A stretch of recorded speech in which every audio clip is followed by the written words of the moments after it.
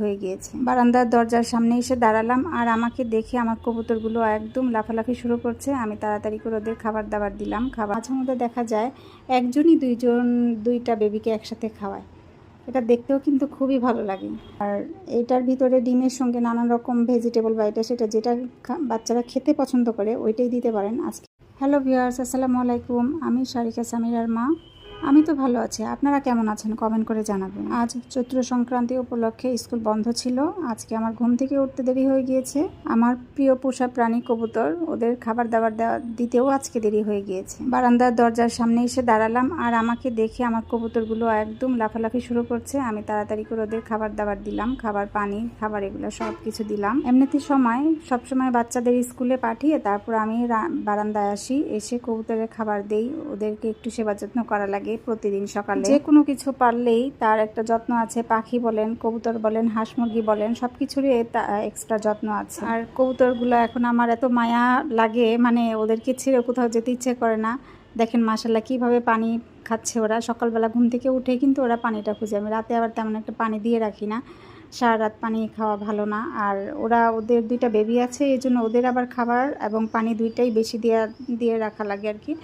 আর যাদের বেবি নেই তাদেরকে সময় মতো খাবার দিতে হয়। মাশাআল্লাহ দুইজনেই পানি খাচ্ছে মনে হয়, দেখেন অর্ধেক শেষ করে ফেলছে। এখন ওরা খাবার খায়, খেয়ে তারপর পানি খায়, পানি খেয়ে বাচ্চাদের খাওয়ায়।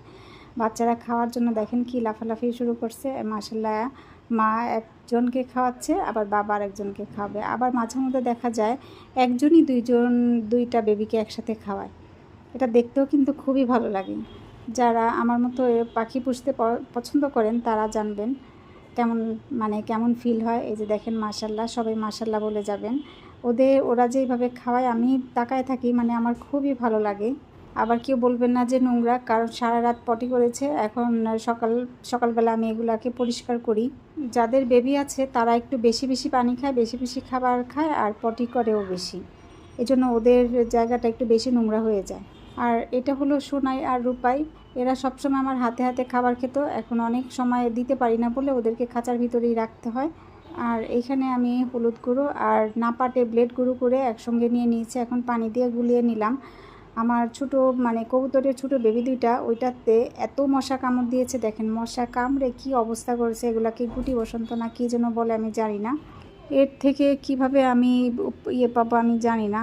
আজকে আমি ওদেরকে হলুদ আর নাপা ট্যাবলেট গুঁড়ো করে দিয়ে দিচ্ছি। এগুলো দেখে আমার এত খারাপ লাগতেছে। আর এই ছোট বাচ্চাটা বেশি হেলদি মাশাআল্লাহ, এটা তাড়াতাড়ি বড় হয়েছে। এটা মাশাআল্লাহ খাইছেও বেশি, বড়ও হয়েছে বেশি তাড়াতাড়ি করে।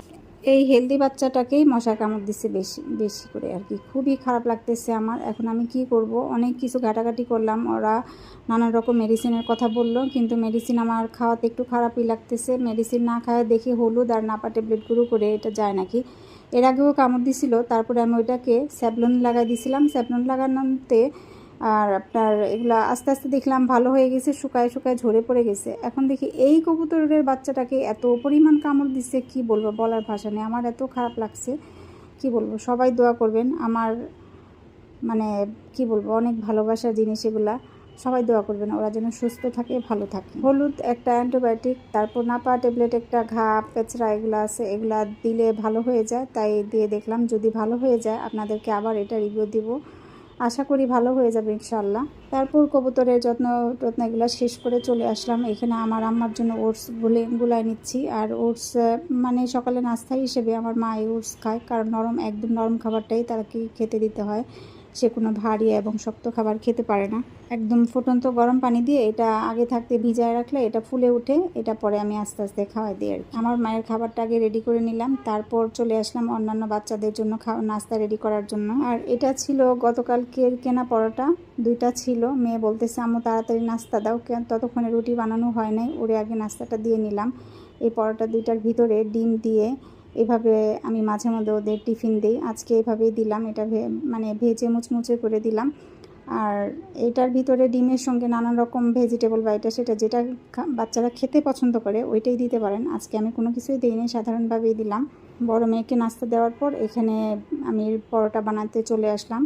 আর আমার বোনের মেয়ে আছে, ও বলে সব সময় আমাকে বক্স পরোটা দিবা, ওর জন্য আবার বক্স পরোটা তৈরি করতেছি। বক্স পরোটা চারকোনা পরোটা। ওই চারকোনা পরোটাটা খেতে খুবই পছন্দ করে। আর এটা মুচমুচে করে ভেজে দিলে মাশাল্লাহ ওর আর কোনো কিছুই লাগে না। ওর জন্য বক্স পরোটাটা সুন্দর করে ভাজার চেষ্টা করলাম, মানে চারকোনা। আর আজকের আটার খামিরটা নরম নরম হয়েছে, তো এই জন্য একেবারেই যে অনেক বেশি সুন্দর হচ্ছে তা না, তারপরেও চেষ্টা করলাম ওর জন্য সুন্দর করে বানানোর জন্য। এদিকে ওই পরোটা সেঁকতে সেঁকতে আমি আরও কয়েকটা বানিয়ে রেডি করে নিয়েছি। গৃহিণীরা কাজ করতে গেলে দেখা যায় একটা কাজ করতে গেলে আরেকটা কাজ কিন্তু হাতে হাতে করে ফেলে, এক কাজের মধ্যেই ডুবে থাকে না। সবাইকে নাস্তা দিয়ে দেওয়া হয়েছে, সবাই খেয়ে নিয়েছে। তারপর এখানে আমি আর আমার ছোট বোন খেতে বসছি। এখানে ডিম ভাজা করছে, এই ডিম ভাজাটা করেছে আমার ছোট বোন। এই ডিম ভাজার মধ্যে আছে কুচি করা আলু, টমেটো, ধনেপাতা, কাঁচামরিচ। ডিম ভাজাটা খুব সুন্দর করে করে, কিন্তু ওর ডিম ভাজার মধ্যে প্রচুর লবণ হয়ে যায়। প্রায় ওর ডিম ভাজার মধ্যে লবণটা বেশি দিয়ে দেয়, মানে এত সুন্দর মজার ডিম ভাজাটাতে ও লবণটা বেশি দিয়ে দেয়। তারপরও অন্যবারের চাইতে আজকে তুলনামূলক একটু লবণ কম আছে, তাই খাওয়া গেছে, কোনো সমস্যা হয়নি খেতে। ও ডিম ভাজতে গেলে একটু পেঁয়াজ, কাঁচামরিচ, ধনেপাতা একটু বেশি দেয়, এই জন্য ভালো লাগে। আবার আজকে টমেটো দিয়েছে, মজাই লাগে ওর ডিম ভাজাটা খেতে। দুই বোন মিলে গল্প করতে করতে, হাসি তামাশা করতে করতে খাওয়া শেষ করলাম। সকালে নাস্তাটা শেষ করে নিলাম। সকালে নাস্তা শেষ করে চলে আসলাম রান্নার কাজে।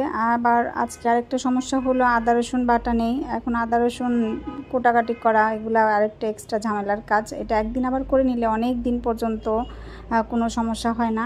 প্রথমে আমি রসুনগুলো কুচি করে নিচ্ছিলাম। আর আজকে ঘর গোছানোরও তেমন আমার ঝামেলা ছিল না, মানে কোনো ছিল না। দুই মেয়েকে বলে দিয়েছি তোমরা আজকে পুরা ঘর বাড়ি গুছাবা সুন্দর করে।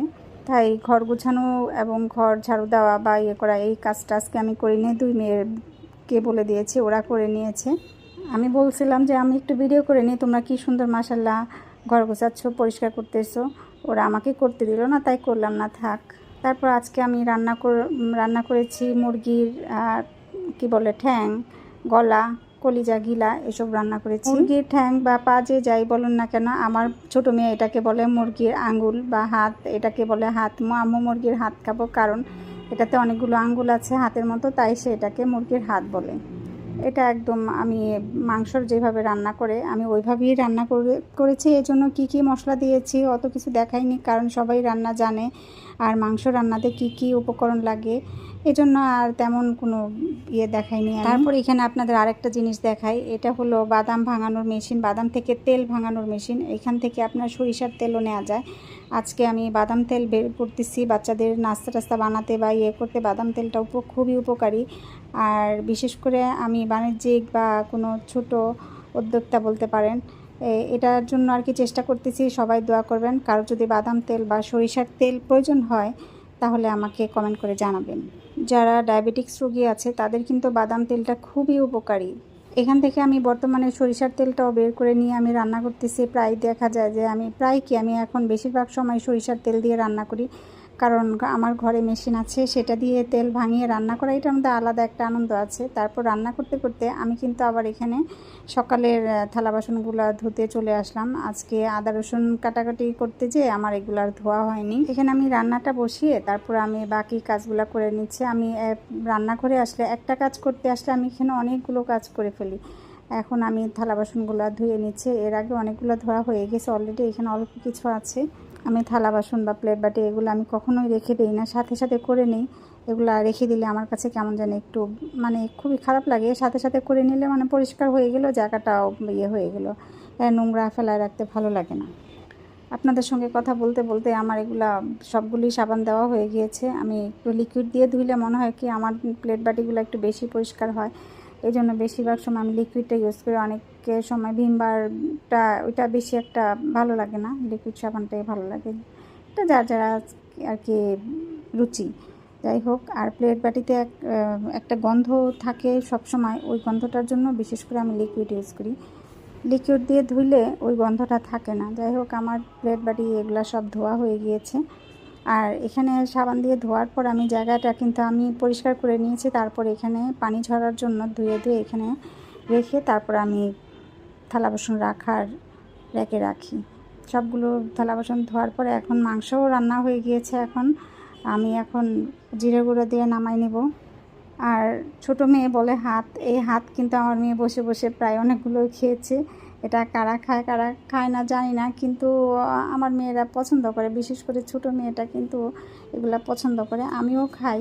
আর এগুলা জমে গেছে রোজার মধ্যে না, খাওয়া হয় না বেশি, রোজা থেকে অনেকগুলো জমে গিয়েছে, এগুলো আজকে নামিয়ে রান্না করলাম। আজকের মতো ভিডিওটা এখানেই শেষ। আল্লাহ হাফেজ।